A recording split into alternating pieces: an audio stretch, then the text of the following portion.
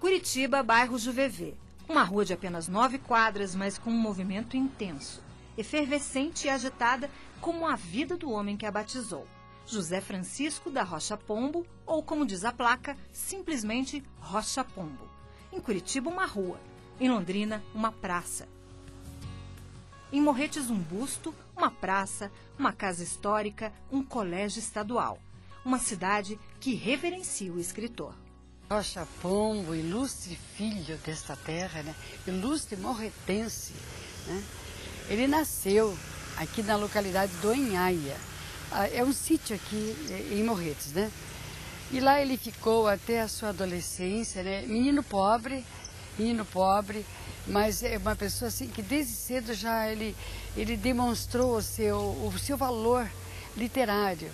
Com 18 anos, ele já era professor, ele foi professor primário, ele tinha muito carinho por tudo aquilo que ele fazia, que era ensinar. Rocha Pombo começa a vida dele com 18 anos, ele funda o primeiro jornal de Morretes. Tá? É um dos primeiros jornais do Paraná. Um jornaleco pequenininho, que não sobrevive, depois ele vem para Curitiba.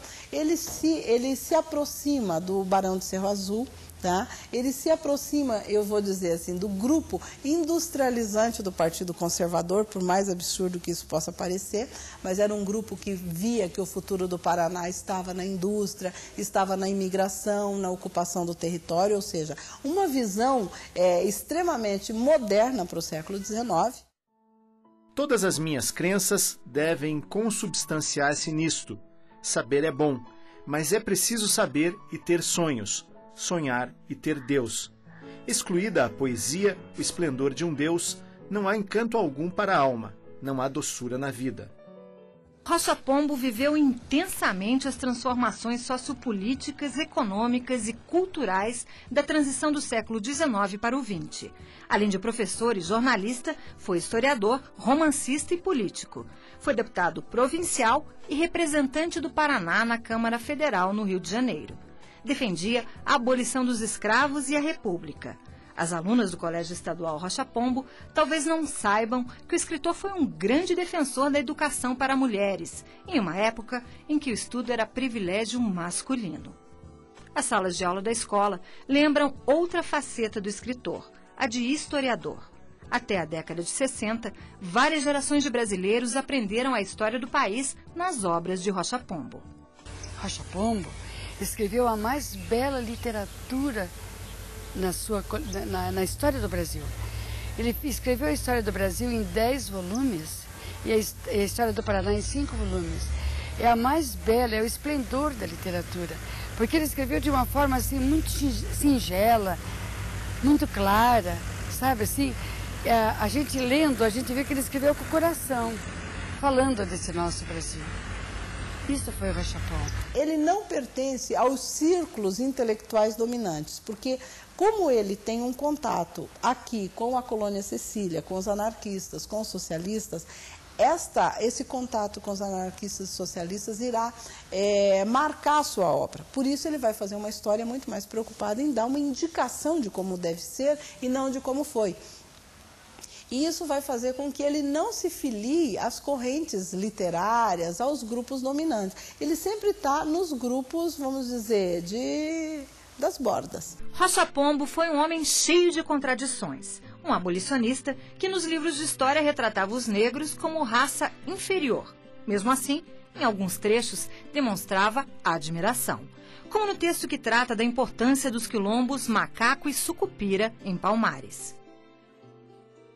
Durante 20 anos, repetiram-se tentativas infrutíferas contra aqueles dois redutos, onde se sabia concentrado o maior poder dos quilombolas.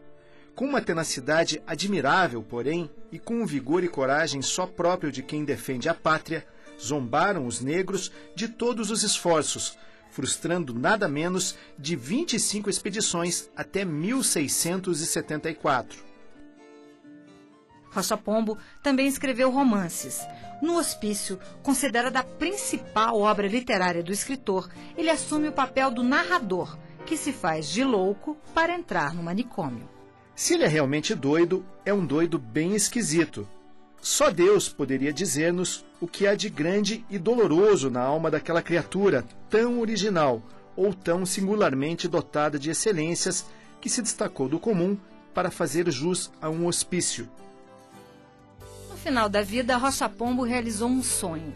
Foi eleito membro da Academia Brasileira de Letras. Quando ele tenta ir para a Academia Brasileira de Letras, ele sofre muita pressão. Ele tenta 3 vezes. Tá? Quando ele consegue ser eleito, ele já está muito velho e doente, ele não toma posse. Ele é aquele que foi sem nunca ter sido. Tá? Ele nunca chegou a tomar posse. Há, inclusive, uma anedota, eu considero anedota, que ele estava num certo grau de pobreza, que uma das razões que impediu que ele assumisse é que ele não tinha dinheiro para comprar a roupa, né? Aquele traje da academia. Que ciência é esta que assim condena uma pobre criatura humana sem ouvi-la e abandona assim um espírito à solidão horrível de um hospício? Que ciência é esta que não cura os loucos? Que sociedade então fizemos que não salva os perdidos? É um orgulho muito grande saber que estamos aqui vivendo na terra onde nasceu esse grande historiador, essa grande personalidade que foi e que é, né? Porque ele vive, a alma dele vive, viverá eternamente.